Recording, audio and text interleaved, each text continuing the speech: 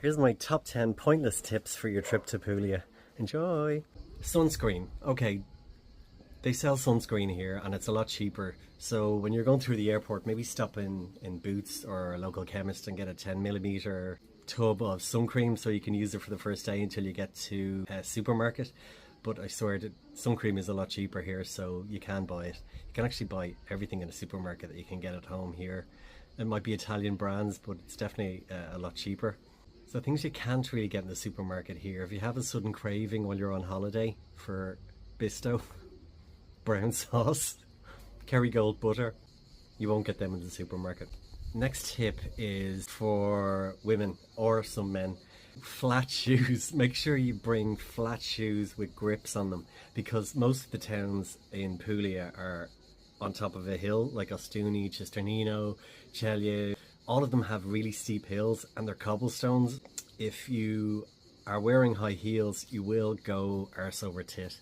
Beautiful, glamorous women arriving with their Jackie O sunglasses and their straw hats and their flowy dresses and their gorgeous high heels platforms, and they could just go splat on the ground, legs in the air. So yeah, bring some flats maybe, or something with grip.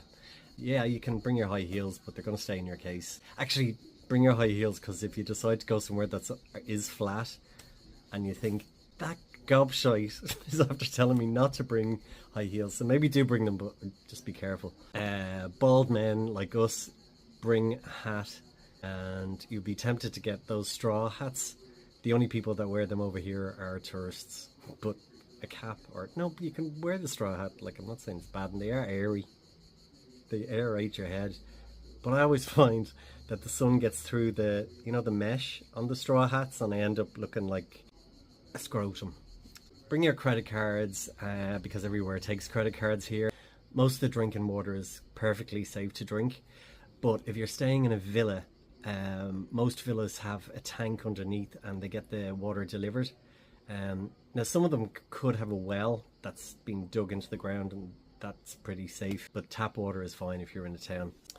If you're flying into Bari or Brindisi, I would suggest trying to get seats at the very back of the plane or the very front of the plane and get off first.